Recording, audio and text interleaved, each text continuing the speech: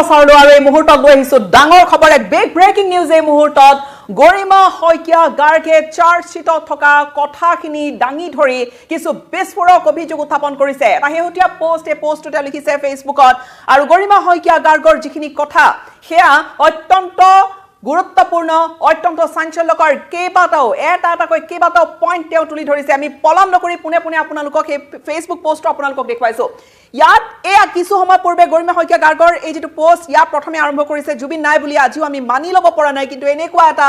অকল্পনীয় আৰু দুৰ্ভাগ্যজনক ঘটনা ঘটি গ'ল যাৰ পৰিণতিত কেৱল আমাৰ ঘৰখনেই থান বান হৈ দুৰ্ভাগ্যৰ এটা দিনতে ৰৈ যোৱা নাই গোটেই অসমখনৰে আত্মা যেন স্থবিৰ হৈ ৰৈ গ'ল এটা প্ৰচণ্ড আঘাতত এই ধৰণে কথাখিনি জুবিন গাৰ্গৰ পত্নী গৰিমা শইকীয়া গাৰ্গে আৰম্ভ কৰিছে গোটেই অসমখনৰে আত্মা যেন স্থবিৰ হৈ ৰৈ গৈছে এটা প্ৰচণ্ড আঘাতত তাতকৈ প্ৰচণ্ড আঘাতটো হৈছে জুবিন গাৰ্গৰ সৈতে জড়িত হৈ পৰিল বুকু ফাটি যোৱা অসহনীয় এক শব্দ হত্যা তেওঁ কোট আনকোট কৰি কৈছে অসহনীয় এক শব্দ হত্যা এক দীঘলীয়া তদন্ত প্ৰক্ৰিয়া চলিল আৰু অৱশেষত সকলোৰে প্ৰতীক্ষিত চাৰ্জশ্বিট দাখিল হ'ল যোৱা 12 ডিচেম্বৰ তাৰিখে চাৰ্জশ্বিট দাখিল কৰা হৈছিল চাৰ্জশ্বিটত কি আছে চাৰ্জশ্বিট পঢ়ি কি ধৰণৰ কথা বতৰাখিনি গম পাইছে গৰিমা শইকীয়া গাৰ্গে এটাকৈ 6টা পইণ্টত তেওঁ গোটেইখিনি কথা দাঙি ধৰিছে তেওঁ লিখিছে আৰু বৃহৎ এক চাৰ্জশ্বিট ৰাজ্যত ৰেকৰ্ড হ'ল এই চাৰ্জশ্বিট হৈ ৰল এই চাৰ্জশ্বিট লৈ বহু আলোচনা চলি আছে এই বহু মন্তব্য সপক্ষে বিপক্ষে আমি পৰিয়ালৰ লোকেও আবেদন কৰি পঢ়িব বিচাৰিছিলো আৰু কেইবা দিনৰ অপেক্ষাৰ অন্তত এটা কপি আমি পাইছিলো অৰ্থাৎ কপি আহি পাইছেহি গৰিমা শইকীয়া বা জুবিন গাৰ্গৰ পৰিয়ালৰ হাতত তেওঁ আৰু লিখিছে আমি এটা কপি আমি অৱশেষত পাইছিলো অসুস্থতাৰ মাজতে পঢ়িবলৈ চেষ্টা কৰিছো অসহনীয় কথাবোৰে বাৰে সহ্য কৰি পঢ়িবলৈ আপ্ৰাণ চেষ্টা কৰিছো আইনৰ বিষয়ত সপক্ষে বা বিপক্ষে মন্তব্য দিয়াৰ জ্ঞান আমাৰ একেবাৰে সীমিত তথাপি এই মুহূৰ্তত মনলৈ অহা দুটামান কথা ক'বলৈ বিচাৰিছো অনুগ্ৰহ কৰি কথাবোৰৰ নিগেটিভ সমালোচনা নকৰি পাৰিলে সঠিক দিশত আলোচনা হওক এই ধৰণে কথাখিনি আৰম্ভ কৰিছে আৰু তাৰ পিছত তেওঁৰ যিখিনি কথা পইণ্ট 1 নম্বৰ পইণ্টটো তেওঁ লিখিছে মন কৰিব এয়া খুব গুৰুত্বপূৰ্ণ কথা উল্লেখ কৰিছে গৰিমা শইকীয়া গাৰ্গে চাৰ্জশ্বিট পঢ়ি আমি জানিব পাৰিছো যে ছিংগাপুৰত জুবিনৰ থকাৰ ব্যৱস্থা লৈ কেইবাদিন আগৰে পৰা খেলিমেলি আৰু কিবা অভিসন্ধি চলি আছিল শ্যামকানু মহন্তৰ ঘৰৰ পৰা উদ্ধাৰ হোৱা এছএছডিত ৰুম বুকিঙৰ যি লিষ্ট পোৱা গৈছে তাত উল্লেখ আছে যে প্ৰথমে জুবিনৰ থকাৰ ব্যৱস্থা কৰা হৈছিল জনৈক অনুজ বৰুৱাৰ সৈতে এটা কোঠাত পিছত ছিংগাপুৰ পোৱাৰ পিছত শ্যামকানু মহন্তই সিদ্ধাৰ্থ শৰ্মাৰ সৈতে মিলি বেলেগ ব্যৱস্থা কৰে উল্লেখ আছে প্ৰথমে কেৱল জুবিনৰ বাবেহে হোটেল পেন পেচিফিকত শ্যামকানু মহন্তৰ ৰুমৰ কাষতে আন এটা ৰুমত জুবিনৰ বাবে থকাৰ ব্যৱস্থা কৰা হৈছিল কিন্তু পিছত আকৌ 3টা ৰুম বুক কৰি টিমৰ সকলোৰে থকাৰ ব্যৱস্থা কৰা হয় আনহাতে সিদ্ধাৰ্থৰ ষ্টেটমেণ্টত কৈছে যে প্ৰথমে জুবিনৰ টিমৰ বাবে ঠিক কৰা হৈছিল হোটেল দ্য ভিলেজত কিন্তু ছিংগাপুৰ গৈ পোৱাৰ পিছত শ্যামকানু মহন্তই তাক ফোনতে থকাৰ ব্যৱস্থা হোটেল পেন পেচিফিকতহে কৰা হৈছে বুলি জনায় প্ৰথমটো পইণ্ট ইয়াত অৰ্থাৎ স্পষ্টকৈ কোৱা হৈছে যে বহু পূৰ্বৰে পৰা জুবিন গাৰ্গে ক'ত থাকিব সেয়া বেলেগ এখন হোটেল বুক কৰা হৈছিল আৰু তাৰ পিছত হঠাৎ সেই হোটেলখন পেন পেচিফিক হৈছিল প্ৰথমে দ্য ভিলেজত থকাৰ কথা আছিল কিন্তু ছিংগাপুৰ গৈ পোৱাৰ পিছত শ্যামকানু মহন্তই তাক ফোনতে থকাৰ ব্যৱস্থা হোটেল পেন পেচিফিকত কৰা হৈছে বুলি জনাইছিল তাৰ পিছত যিজন ব্যক্তিক এটা ইমান ডাঙৰ ফেষ্টিভেলৰ ব্ৰেণ্ড এম্বেছাডৰ হিচাপে নিমন্ত্ৰণ কৰিছিল আৰু যিজন ব্যক্তি যাব নোৱাৰিলে শ্যামকানু মহন্তই আত্মহত্যা কৰিব বুলিও ভাবুকি দিছিল কেইবাজনৰো সাক্ষ্য প্ৰমাণ অনুসৰি তেওঁ ব্ৰেকেটত লিখিছে এইখিনি কথা সেইজন ব্যক্তিৰ থকাৰ ব্যৱস্থা লৈ সিদ্ধাৰ্থৰ ইমান খেলি মেলি কিয় আৰু জুবিন গাৰ্গৰ ৰুম কোনোবা অনুজ বৰুৱাৰ সৈতে কিয় এই প্ৰশ্ন তেওঁ তুলিছে এই ক্ষেত্ৰত মেনেজাৰ হিচাপে সিদ্ধাৰ্থ আৰু আয়োজক হিচাপে শ্যামকানু মহন্তৰ মূল দায়িত্ব আছিল জুবিনৰ বাবে সন্মান সহকাৰে থকাৰ ব্যৱস্থা কৰাৰ এই সকলোবোৰ অসমৰ পৰা ওলোৱাৰ আগতেই সিদ্ধান্ত ল'ব লাগিছিল স্পষ্টকৈ লিখিছে গৰিমা শইকীয়া গাৰ্গে জুবিন গাৰ্গৰ পত্নীয়ে দ্বিতীয় পইণ্টলৈ আহিছো তেওঁ এটাকৈ 6টা পইণ্ট দাঙি ধৰিছে দ্বিতীয় পইণ্টলৈ আহিছো দ্বিতীয় পইণ্টত তেওঁ লিখিছে জুবিন গাৰ্গে অসমতেই হওক দেশৰ আন কোনো ঠাইতে হওক অথবা বিদেশতো কেতিয়াও হোটেলৰ ৰুম বা হোটেলৰ ৰেজিষ্টাৰ কাৰ নামত কেনেকৈ বুক কৰা হৈছে কেতিয়াও চেক নকৰে সদায় তেওঁৰ মেনেজাৰ অথবা আয়োজকেই চেক-ইনৰ কামবোৰ কৰে গতিকে হোটেলৰ ৰুম কাৰ নামত বুক কৰা হৈছিল বা ৰেজিষ্টাৰত কাৰ নাম আছিল সেই বিষয়ে নিসন্দেহে জুবিনে জনা নাছিল এই কথাবোৰত নিশ্চয় কু অভিসন্ধিয়ে আছিল হোটেলৰ এটা ৰুমৰ বুকিং লৈ ইমান ঘটনা ইমানবোৰ খেলিমেলি এইখিনি কথা লিখিছে গৰিমা শইকীয়া গাৰ্গে আৰু লগতে লিখিছে ইয়াৰ অন্তৰালত যে বেয়া কিবা মনোভাৱ আছিল কিবা অভিসন্ধি আছিল সেই কথাবোৰ স্পষ্ট হৈ আছে সেই অভিসন্ধিমূলক কথাবোৰ আদালতৰ মজিয়াত নিকপকপীয়াকৈ প্ৰমাণসহ প্ৰতিষ্ঠা হওক লগতে লিখিছে ৩ নম্বৰ পইণ্টত শ্যামকানু মহন্তৰ ভাষ্যমতে জুবিনক মতা নাছিল জুবিন নিজে গৈছিল অথচ বহু আগৰে পৰাই জুবিনৰ ফটোৰে পোষ্টাৰ বনাই প্ৰচাৰ কৰি আছিল এই পইণ্টত গৰিমা শইকীয়া গাৰ্গে খুব স্পষ্টকৈ কথাখিনি বিস্ফোৰণ ঘটাইছে খুব স্পষ্টকৈ কথাখিনি উল্লেখ কৰিছে যে শ্যামকানু মহন্ত প্ৰথমে কৈছিলে যে জুবিনক মতা হোৱা নাছিল জুবিনে নিজে কৈছিল কিন্তু গৰিমা শইকীয়া গাৰ্গে যিখিনি কথা লিখিছে বহু আগৰে পৰাই জুবিনৰ ফটোৰে আচলতে পোষ্টাৰ বনাই প্ৰচাৰ কৰি আছিল আৰু সেই কথাই জুবিনক নেৰানেপেৰাকৈ কৈছিল যে ইতিমধ্যে প্ৰচাৰ কৰা হলে এতিয়া নগলে বহুত ডাঙৰ কথা হ'ব এজন শিল্পীক আমন্ত্ৰণ জনালে যে লিখিত এগ্ৰিমেন্ট হ'ব লাগে তেনে কোনো এগ্ৰিমেন্ট আমি এতিয়া জানিবলৈ পোৱা মতে এই ফেষ্টিভেলৰ বাবে কৰা হোৱা নাছিল অৰ্থাৎ এগ্ৰিমেন্ট হোৱা নাছিল এইখিনি কথা স্পষ্টকৈ গৰিমা শইকীয়া গাৰ্গে উল্লেখ কৰিছে ছিংগাপুৰলৈ যোৱাৰ কোনো ধৰণৰ এগ্ৰিমেন্ট নাছিল এতিয়ালৈকে পৰিয়ালে যিখিনি কথা কৈছে আমি এতিয়া জানিবলৈ পোৱা মতে এই ফেষ্টিভেলৰ বাবে কৰা হোৱা নাছিল কোনো এগ্ৰিমেন্ট মেনেজাৰ হিচাপে সিদ্ধাৰ্থ আৰু আয়োজক হিচাপে শ্যামকানু মহন্তৰ সম্পূৰ্ণ দায়িত্ব আছিল জুবিনৰ সুৰক্ষা আৰু সিদ্ধাৰ্থে বিশেষভাৱে নিশ্চিত কৰিব লাগিছিল মেডিকেল কেয়াৰৰ যেহেতু জুবিন গাৰ্গৰ অসুস্থতাৰ কথা আছে মেডিকেল কেয়াৰৰ ব্যৱস্থা কৰিব লাগিছিল জুবিন গাৰ্গ যিকোনো এজন সাধাৰণ ব্যক্তি নহয় তেওঁৰ বাবে যি ব্যৱস্থা হ'ব লাগিছিল একোৱে কৰা নহল আয়োজকৰ তৰফৰ পৰা স্পষ্ট অভিযোগ গৰিমা শইকীয়া গাৰ্গৰ এই ক্ষেত্ৰত সিদ্ধাৰ্থৰ একোৱে মাত নাছিল কিয় তেওঁ এই প্ৰশ্নবোধকেৰে এই প্ৰশ্নটো সুধিছে শ্যামকানু মহন্তৰ লগত এনে কি বেলেগ বুজাবুজি আছে যে সামান্যতম সেফটি আৰু সিকিউৰিটিৰ কথাও নপতাকৈ জুবিনক লৈ যোৱা হল কিয় এই প্ৰশ্নটো গৰিমা শইকীয়া গাৰ্গৰ মাননি কি নিৰ্ধাৰণ কৰা হৈছিল অথবা হা সুবিধাৰ কি কথা হৈছিল হেয়া কেৱল সিদ্ধাৰ্থ আৰু শ্যামকানু মহন্তইহে জানিছিল তাৰ পিছত 4 নম্বৰ পইণ্টলৈ আহিছো 4 নম্বৰ পইণ্টত বা 4 নম্বৰতে চতুৰ্থতে লিখিছে আৰু এটা কথা চাৰ্জশিটত পঢ়িহে আমি জানিবলৈ পালো জুবিন গাৰ্গৰ ওৱান লাষ্ট টুৰ বুলি কিবা 10খন সিটি টুৰ এটা সিদ্ধাৰ্থে প্ল্যান কৰিছিল য'ত জুবিনে লাইভ শ্ব'ৰ পৰা অৱসৰ ল'ব বুলি ঘোষণা হ'ব এই কথাবোৰ আমি কেতিয়াও শুনা নাছিলো নাজানিছিলো আনকি তেওঁৰ ব্যান্ড পৰিয়ালৰ লোক বা বন্ধু কোনেও নাজানে জুবিনে অৱসৰ এতিয়াই ল'ব কিয় আমি নালাগে তেওঁ নিজেও তেনেকুৱা কথা কেতিয়াও ভবা নাছিল মন কৰিব পুনৰবাৰ এই কথাখিনি পঢ়ি দিছো ওৱান লাষ্ট টুৰৰ কথা আহিছে জুবিন গাৰ্গৰ শেষ টুৰ নেকি শেষ টুৰৰ কিবা পৰিকল্পনা হৈছিল নেকি পৰিয়ালে কিন্তু একো কথা নাজানে যিখিনি কথা স্পষ্টকৈ গৰিমা শইকীয়া গাৰ্গে উল্লেখ কৰিছে চতুৰ্থতে যিটো তেওঁ পইণ্ট খুব ডাঙৰ পইণ্ট মন কৰিবলগীয়া তেওঁ এই ধৰণে লিখিছে আৰু এটা কথা চাৰ্জশিট পঢ়িহে আমি জানিবলৈ পাইছো জুবিন গাৰ্গৰ ওৱান লাষ্ট টুৰ তেওঁ কোট আনকোট কৰি দিছে তেওঁ স্পেশালি মেনশন কৰি দিছে ওৱান লাষ্ট টুৰ বুলি কিবা 10খন সিটিৰ টুৰ এটা সিদ্ধাৰ্থে প্ল্যান কৰিছিল য'ত জুবিনে লাইভ শ্ব'ৰ পৰা অৱসৰ ল'ব বুলি ঘোষণা কৰিছিল সঁচাকৈ তেনেকুৱা কি পৰিকল্পনা আছিল যিটো পৰিয়ালে নাজানে পৰিয়ালৰ ফালৰ পৰা তেওঁ কৈছে যে এই কথাবোৰ আমি কেতিয়াও শুনা নাছিলো নাজানিছিলো আনকি তেওঁৰ ব্যান্ড পৰিয়ালৰ লোক বা বন্ধু কোনেও নাজানে জুবিনে অৱসৰ এতিয়াই ল'ব কিয় আমি নালাগে তেওঁ নিজেও তেনেকুৱা কথা হয়তো ভবা নাছিল বুলি লিখিছে আৰু মই গোটেই জীৱন তেওঁৰ নতুন কামৰ পৰিকল্পনা আৰু সপোনহে দেখিছো চাৰ্জশিট পঢ়ি জানিব পাৰিছো সিদ্ধাৰ্থই বহু কমিটিৰ পৰা এই বছৰ জুবিন দাই এইবাৰৰ শেষবাৰৰ বাবে অনুষ্ঠান কৰিব বুলি কৈ মাননিও বঢ়াই লৈছিলে মন কৰিবলগীয়া কথা যেটো টকাৰ খেলিমেলি পইচাৰ খেলিমেলি মাননিৰ নামত কিমান ধন কিমান কমিশন সিদ্ধাৰ্থে লৈছিলে এই গোটেইখিনি কথা যেহেতু আহিছে পোহৰলৈ এই মুহূৰ্তত স্পষ্ট অভিযোগ পত্নী গৰিমা শইকীয়া গাৰ্গৰ জুবিন গাৰ্গৰ যে লাষ্ট টুৰ বুলি বা লাষ্ট শেষবাৰৰ প্ৰগ্ৰাম বুলি টকা বেছিকৈ লৈছিল মই গোটেই জীৱন তেওঁৰ নতুন কামৰ পৰিকল্পনা আৰু সপোনহে দেখিছো এই ধৰণে লিখিছে গৰিমা শইকীয়া গাৰ্গে কৈছে যে চাৰ্জশিট পঢ়িহে জানিব পাৰিছো সিদ্ধাৰ্থই বহু কমিটিৰ পৰা এই বছৰ জুবিন দাই শেষবাৰৰ বাবে অনুষ্ঠান কৰিব আকৌ তেওঁ মেনশন কৰি দিছে স্পেশালি শেষবাৰৰ বাবে অনুষ্ঠান কৰিব বুলি কৈ মাননিও বঢ়াই লৈছিল যি মাননিৰ পৰিমাণ সম্পূৰ্ণৰূপে ৰেকৰ্ডত লিখা নাছিল এতিয়া এই ধৰণৰ প্ৰশ্নবোৰে গোটেই ডাঙৰ প্ৰশ্নবোধকটোৰ সৃষ্টি কৰিছে এনে ক্ষেত্ৰত প্ৰশ্ন উঠে শ্যামকানু মহন্তৰ সৈতে লিখিত চুক্তি নোহোৱাৰ কাৰণ কি যদি তাত মাননি লৈছে সেই যুক্তিৰে গৰিমা শইকীয়া গাৰ্গে সুধিছে এনে ক্ষেত্ৰত প্ৰশ্ন উঠে শ্যামকানু মহন্তৰ সৈতে লিখিত চুক্তি নোহোৱাৰ কাৰণ কি এতিয়া পঞ্চম নম্বৰ 5th পইণ্টলৈ আহিছো পঞ্চমতে লিখিছে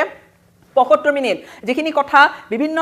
সংবাদ মাধ্যমত বা বিভিন্ন ধৰণে চৰ্চা হৈ আছে ৭৫ মিনিটলৈকে চিকিৎসা পোৱা নাছিল জুবিন গাৰ্গে পানীত যেতিয়া তেওঁ ককবকাই আছিল ৭৫ মিনিটলৈকে চিকিৎসা অবিহনে অনাদৰে তেওঁক পেলাই থোৱা হৈছিল আৰু চাৰ্জশিটত উল্লেখ আছে যে ওচৰতে সেইণ্ট জোনছ আৰু লেজাৰাছ আইলেণ্ডৰ বাবে এইডি আৰু মেডিকেল এসিস্টেন্ট আছিল এটা সংযোগী বাটু আছিল অথচ ইমান দেৰিলৈকে কিয় ৰৈ থকা হল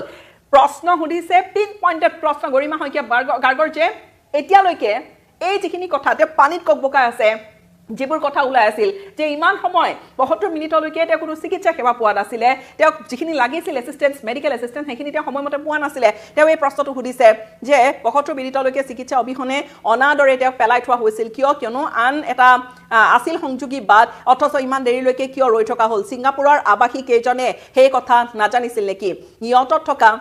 কোনোৱে কিয় নাভাবিলে যে য'ত সেফটি বোৰ্ড এখন আৰি লিখি থোৱা আছিল swimming at your own risk no divers available বুলি পুনৰবাৰ এই ধৰণৰ কথাখিনি উল্লেখ কৰিছে অৰ্থাৎ আমি যেন কৰবাত ছবিখন দেখিছোঁ সেইখিনি সময়ছোৱাত আমি যিবোৰ ভিডিঅ' আধৰুৱা ভিডিঅ' যিবোৰ দেখিছিলোঁ যিবোৰ ভিডিঅ' ভাহি আহিছিল এই ভিডিঅ'ৰ মাজতে এইখিনি কথা যেন চকুত কিছু দৃশ্য ইয়তত থকা কোনোৱে কিয় নাভাবিলে যে য'ত সেফটি বোৰ্ড এখন আৰি লিখি থোৱা আছিল swimming at your own risk no divers available diver যিসকল পানীত তললৈ যায় এই ধৰণে যিকোনো আয়োজনৰ বাবে সেফটি মেজাৰ্ছৰ কথা চিন্তা কৰাটো মুখ্য আমি হেৰুৱাইছো গোটেই অসমে হেৰুৱাইছে এক সত্তা আৰু তেওঁলোক এতিয়াও ইমান নীৰৱ অৰ্থাৎ এইবাৰ গৰিমা শইকীয়া গাৰ্গৰ স্পষ্ট বিস্ফোৰণ সেয়া ছিংগাপুৰীয়া অসমীয়া কেইজনৰ বিৰুদ্ধে ইমান নীৰৱ কিয় এই প্ৰশ্নটো সুধিছে ইয়তখনতো সেফটি বা মেডিকেল এছিষ্টেন্সৰ বাবে একোৱে নাছিল এটা দীঘলীয়া বাট লৈ দীৰ্ঘ সময়ৰ বাবে তেওঁক কোনো চিকিৎসা নোহোৱাকৈ পেলাই ৰখা হ'ল যিজন মানুহে বাটে ঘাটে আঘাত পাই পৰি থকা মানুহেই নহয় জীৱ জন্তু চৰাই চিৰিকটিকো চিকিৎসাৰ বাবে তুলি নিহুষ্ট কৰি তোলে লাগিলে নিজৰ প্ৰফেচনেল লছ অথবা পলম হোৱা বুলি বিতৰ্কই নহওক কিয় তেনে এজন ব্যক্তিক ইমান অনাদৰ কৰা হ'ল এই কথাখিনি লিখিছে আৰু গৰিমা শইকীয়া গাৰ্গৰ মনত থকা খুদুৱনি গোটেইখিনি চাৰ্জশ্বিট পঢ়ি এইখিনি প্ৰসংগ উত্থাপন কৰিছে আমাৰ দৃষ্টিত এই ইয়তখনত থকা প্ৰতিজন মানুহে এই অভাৱনীয় ঘটনাটোৰ বাবে দোষী আৰু সকলো বিচাৰৰ আওতালৈ আহক কথা সিমানে অৰ্থাৎ ইয়তত থকা যিখিনি মানুহ সেইখিনি সময়ছোৱাত ইয়তত থকা ছিংগাপুৰীয়া লোক কেইজন তেওঁলোকো বিচাৰৰ আওতালৈ আহক বিচাৰিছে গৰিমা শইকীয়া গাৰ্গে আৰু তাৰ পিছতে গৰিমা শইকীয়া গাৰ্গৰ ষষ্ঠ যিটো পইণ্ট আমি ভিডিঅ'বোৰৰ জৰিয়তে দেখিছোঁ জুবিনক কিমান নেগলেক্ট কৰা হৈছিল চিজাৰ থকা মানুহ এজনক নিচাগ্ৰস্ত কৰি ইমান দীঘলীয়া সময়ৰ বাবে সাগৰৰ মাজত লাইফ জেকেট নোহোৱাকৈ সাঁতুৰিবলৈ উচতনি দিলে তাকো আনএটেণ্ডেড এই শব্দটো তেওঁ লিখিছে আনএটেণ্ডেড তেওঁৰ লগত কোনো নাছিল সেইটো সম্পূৰ্ণ ক্ৰাইম স্পষ্টকৈ অপৰাধ বুলি লিখিছে কৈছে গৰিমা শইকীয়া গাৰ্গে পানীত তেওঁৰ ভমিটিং হৈছে নাকেৰে মুখেৰে খোৱা বস্তু আৰু ফেন ওলাইছে এই সকলোবোৰ গেষ্ট্ৰিকৰহে লক্ষণ বুলি এৰি দিবকৈ কেনেকৈ পাৰিলে ভাগৰুৱা হৈ সাঁতুৰি থকা দেখিও সিদ্ধাৰ্থৰ হাত জোকাৰি যাব দে ইংগিত কোনো এজনে অবস মানুহজনক বাধা দিয়াৰ চেষ্টা নকৰি আনন্দত মস্কুল হৈ থকা কিমান অসহনীয় এইবোৰ পানীত ডুবি যোৱাৰ পিছত ইয়তলৈ উঠাই আনোতে তেওঁৰ দাঁতে লাগিছে আৰু টং এডাল মুখত সুমুৱাই দিব লগা হৈছে বুলিও প্ৰবাসী অসমীয়া কেইজনে নিজৰ ষ্টেটমেণ্টত কৈছে অৰ্থাৎ দাঁত লাগি ধৰিছিল জুবিন গাৰ্গৰ সেইখিনি সময়ছোৱাত যেতিয়া তেওঁ অৱস হৈ পৰিছিল পানীৰ পৰা যেতিয়া তেওঁক টানি আনি ইয়তলৈ উঠোৱা হৈছিলে একেবাৰে তেওঁৰ অৱস্থা কাহিল হৈ গৈছিলে সেইখিনি সময়ছোৱাত যিখিনি অকণ ভিডিঅ' আমি দেখিছোঁ তাৰে বৰ্ণনা গৰিমা শইকীয়া গাৰ্গে স্পষ্টকৈ লিখি ধৰিছে তেওঁ দাঙি ধৰিছে আৰু ছিংগাপুৰীয়া অসমীয়াৰ ষ্টেটমেণ্ট আছিল সেইখিনি যে দাঁতে লাগি ধৰিছিল সেইখিনি সময়ছোৱাত কিমান অসহনীয় এইবোৰ পানীত ডুবি যোৱাৰ পিছত ইয়তলৈ উঠাই আনোতে তেওঁৰ দাঁতে লাগিছে আৰু টং এডাল মুখত সুমুৱাই দিব লগা হৈছে বুলি প্ৰবাসী অসমীয়া কেইজনে নিজৰ ষ্টেটমেণ্টত লিখিছে তাৰ পিছতো তেওঁলোকে ইমান অৱহেলাৰে তেওঁক পেলাই থলে আনট্ৰেইন মানুহে CPR দিছে তেওঁৰ ৰিবছ ভাঙিছে অৰ্থাৎ কামিহাৰ যি ৰিব কেছ থাকে CPR দিছে কামিহাৰ ভাঙিছে সেইখিনি কথা কৈছে আনট্ৰেইন মানুহে CPR দিছে তেওঁৰ ৰিবছ ভাঙিছে মূৰতো আঘাত আছিল তেওঁৰ কেনেকৈ ক'ত সেই আঘাত পাইছিল হাওফাওত পানী জমা হৈ আছিল ছিংগাপুৰৰ এজনে কৈছে ইয়তত উঠোৱাৰ পিছত জুবিনৰ পেটটো ঢেঁচি দিওঁতে সাগৰৰ পানী বহুত ওলাইছিল বহুত কষ্ট পালে তেওঁ এই কথাবোৰ ভাবিবলৈও ভয় লাগে বুকু কপি যায় এই কষ্টবোৰ আমি জীয়াই থকা প্ৰতি মুহূৰ্তত অসহায় হৈ কঢ়িয়াই ফুৰিব লাগিব আমাক এই সকলোবিলাকৰ কথাৰ উত্তৰ লাগে আৰু এই ধৰণৰ কথা তেওঁ লিখিছে আৰু তেওঁ কিছু কথা তেওঁ আৰু লিখিছে লগতে তেওঁ শেষ কৰিছে এই ধৰণে ন্যায় ব্যৱস্থাৰ ওপৰত আমাৰ আস্থা আছে বাৰ কাউন্সিল আৰু সমূহ ৰাইজৰ সহযোগিতা বিচাৰিছোঁ আমাৰ এই ন্যায় যাত্ৰাত দোষীয়ে কঠোৰতকৈ কঠোৰতম শাস্তি পাওক এতিয়া তাৰ বাহিৰে আন কোনো কথা ভাবিব পৰাকৈ একো নাই আমাৰ মূলতঃ এই যিখিনি লগতে আৰু এটা পইণ্ট আমি এইখিনিতে এৰি গৈছোঁ সম্ভৱতঃ এই গোটেইবোৰ মানুহ নহয় একোটা দানৱ তেওঁ লিখিছে আৰু লগতে যাৰ বাবে আমি আমাৰ মানুহজনক হেৰুৱালো আমাৰ ঘৰখন অসমখন থানবান হ'ল ন্যায় ব্যৱস্থাৰ ওপৰত সম্পূৰ্ণ আস্থা ৰাখি খুব ধৈৰ্য আৰু সংযমেৰে আমি অপেক্ষা কৰিছোঁ এই অসুৰবোৰে পৃথিৱীৰ আটাইতকৈ ভয়ানক শাস্তি পাওক বুলি শাস্তিৰ দাবী তুলিছে গৰিমা শইকীয়া গাৰ্গে 2000 চনৰ পৰাই মৃত্যুৰ তাণ্ডৱ চলা আমাৰ ঘৰখন সময়ৰ হুতত মাথো অলপ শান্তিত লাগিছিলহে তাকো এই অসুৰবিলাকৰ সহ্য নহল মৃত্যুৰ ধুমুহাত বিধ্বস্ত আমাৰ ঘৰখন ডেকা পুত্ৰক হেৰুৱা এজন অসহায় পিতৃ নিজৰ সাহস আৰু শক্তি হৈ থকা ককায়েকক হেৰুৱা এজনী ভগ্নী আৰু মই তেওঁ লিখিছে এই ধৰণে যাৰ বাবে জুবিনে সকলো আছিল এতিয়া যেহেতু সকলো ন্যায় ব্যৱস্থাৰ অধীনত এই সময়ত আমি আশা কৰিছো এসআইটিয়ে দাখিল কৰা চাৰ্জশিটখন উপযুক্ত সাক্ষ্য প্ৰমাণ আৰু তথ্যৰে যথেষ্ট সবল আৰু পানী নখৰাকৈ ইতিমধ্যে দাখিল কৰিছে চৰকাৰী আইনজ্ঞসকলেও নিশ্চয় ইতিমধ্যে পঢ়ি সকলো চালি জাৰি চাইছে গতিকে এই মুহূৰ্তটো যদি তেওঁলোকে ভাবে এই সমস্ত মাৰাত্মক অপৰাধ কাণ্ডটোত অভিযুক্ত কেইজনক আদালতত দোষী সাব্যস্ত কৰিবৰ বাবে যদি কিবা আৱশ্যক আছে তেন্তে আমাৰ একান্ত অনুৰোধ এসআইটি আৰু চৰকাৰী আইনজ্ঞসকলে আকৌ এবাৰ ৰিভিউ কৰি প্ৰয়োজনীয় আইনী পদক্ষেপখিনি যাতে কৰি লয় মাননীয় মুখ্যমন্ত্ৰী মহোদয়ে খুব সদ্ভাৱেৰে উল্লেখ কৰিছিল ফাষ্ট ট্ৰেক বিচাৰৰ কথা সেই কথাখিনি গৰিমা শইকীয়া গাৰ্গে লিখিছে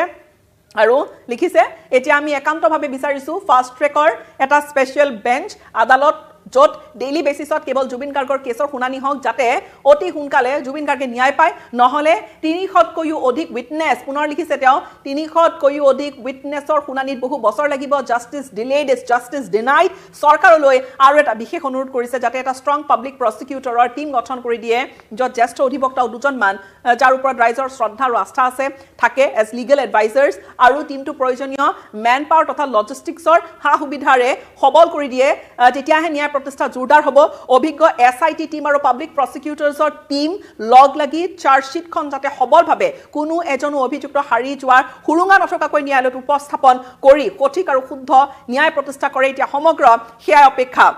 জুবিন গাৰ্গে যদি ন্যায়ৰ পৰা বঞ্চিত হ'ব লগা হয় তেন্তে আন জনগণৰ বাবে ন্যায় কি সেই প্ৰশ্নটো উঠিছে ন্যায় ব্যৱস্থাৰ ওপৰত আমাৰ আস্থা আছে আৰু বাৰ কাউন্সিল আৰু সমূহ ৰাইজৰ সহযোগ বিচাৰিছো আমাৰ এই ন্যায়ৰ যাত্ৰাত দোষীয়ে কঠোৰ পৰা কঠোৰতম শাস্তি পাওক এই ধৰণে গোটেইখিনি কথা লিখিছে গৰিমা শইকীয়া গাৰ্গে অত্যন্ত গুৰুত্বপূৰ্ণ প্ৰসংগ তেওঁ উল্লেখ কৰিছে গৰিমা শইকীয়া গাৰ্গে মাত্ৰ কিছু সময় পূৰ্বে এই যে দীঘলীয়া ফেচবুক পোষ্টটো লিখিছে তাত কিছু কথা স্পষ্ট যে কেনেকুৱা ধৰণৰ এটা ঘটনাৰ জুবিন গাৰ্গ সন্মুখীন হৈছিল চাৰ্জশিট তেওঁলোকে পঢ়িছে পঢ়াৰ পিছত কিছু পইণ্ট তেওঁ দাঙি ধৰিছে যিখিনি পইণ্টত সিদ্ধাৰ্থৰ কি খেলিমেলি আছিল টকা পইচাৰ পৰা বা তেনেকুৱা মাননীৰ কথা এগ্ৰিমেণ্ট কিয় হোৱা নাছিল শেষ মুহূৰ্তত জুবিন গাৰ্গৰ দৰে এটা হত্যাক হোটেলত এটা কোঠা দিয়াৰ নামত ইমান খেলিমেলি হৈছিল তাৰ পৰা আৰম্ভ কৰি কোনে সেই ওৱান লাষ্ট টুৰৰ পৰিকল্পনা কৰিছিল ওৱান লাষ্ট টুৰ য'ত অৱসৰৰ কথা ঘোষণা কৰিবলগীয়া আছিল জুবিন গাৰ্গে সকলোখিনি কথা দাঁত লাগি ধৰিছিল জুবিন গাৰ্গৰ পানী থকা অৱস্থাত আৰু সেই ভিডিঅ'বোৰৰ প্ৰসংগটো আছে যে ভিডিঅ'বোৰ কেনেকৈ টুকুৰা ভাহি আহিছিল কেনেকৈ টুকুৰ হৈছিল সেই ভিডিঅ'বোৰ সম্পূৰ্ণ ভিডিঅ' এসআইটি টিমে তেওঁলোকে তন্নতন্নকৈ পৰীক্ষা কৰিছে তেওঁলোকে চালি জাৰি চাইছে কিন্তু ইয়াত থকা কথাখিনিৰ জৰিয়তে জুবিন গাৰ্গৰ শেষ মুহূৰ্তৰ যিটো বৰ্ণনা দাঙি ধৰিছে অত্যন্ত তেওঁৰ অৱস্থা কাহিল হৈ পৰিছিল পানীত দাঁতে লাগি গৈছিল টং দি তেওঁ দাঁত এৰুৱাবলগীয়া হৈছিল অভিজ্ঞ গৰিমা শইকীয়া গাৰ্গে তেওঁৰ পত্নীয়ে নিজে লিখিছে যে টং দি দাঁত এৰুৱাবলগীয়াই নহয় আনকি চিপিআৰ এনেকৈ দিবলগীয়া হৈছিলে অনভিজ্ঞ মানুহে চিপিআৰ দিছে ৰিবছ ভাঙিছে অৰ্থাৎ কামিহাৰ তেওঁৰ ভাঙিছে অত্যন্ত এক ভয়ানক এখন ছবি মুহূৰ্তত আহিছে মনলৈ শেষত তেওঁ ন্যায় ব্যৱস্থাৰ ওপৰত আস্থা ৰাখিছে আৰু ফাষ্ট ট্ৰেক আদালতৰ কথাটো সজোৰে উল্লেখ কৰাই নহয় লাগিলে সকলোখিনি লজিষ্টিকেল গোটেইখিনি সহায় সহযোগিতা টিমটোৱে পাওক লিগেল এডভাইজাৰ্ছ থাকক পাব্লিক প্ৰসিকিউটৰৰ কথা তেওঁ উল্লেখ কৰিছে আৰু কৈছে যে দানৱ পেটাই শাস্তি পাওক কঠোৰৰ পৰা কঠোৰতম শাস্তি বিচাৰিছে ন্যায়ৰ অপেক্ষাত সমগ্ৰ জুবিন গাৰ্গৰ অনুৰাগী সমগ্ৰ ৰাজ্য এটা যেন এনেকুৱা সময় যিটো সময়ত যেন অসমখন থমকি ৰৈছিল যেন আজিও ক'ৰবাত অসমখন থমকি ৰৈ গৈছে পৰিয়ালে যিখিনি গুৰুতৰ অভিযোগ উত্থাপন কৰিছে যিখিনি কথা উল্লেখ কৰিছে গৰিমা শইকীয়া গাৰ্গে ইয়াৰ পিছত আমি আগবাঢ়িব আমি এই গোটেই কেছ প্ৰক্ৰিয়াটো আগবাঢ়ি থকা দেখিম কেনেকৈ আগবাঢ়ে সেয়া লক্ষণীয় বা কি ধৰণৰ কথা বতৰা কিন্তু পৰিয়ালে এটা কথা স্পষ্ট কৰি দিছে যে এটা ভয়ংকৰ যেন ক'ৰবাত বিস্ফোৰণ ঘটাইছে পৰিয়ালে আৰু ভয়ংকৰ কথা যে সন্নিৱিষ্ট আছে চাৰ্জশিটত সেইখিনি পৰিয়ালে নিজে উল্লেখ কৰিছে আৰু কঠোৰৰ পৰা কঠোৰতম শাস্তিৰ দাবী কৰিছে অপৰাধী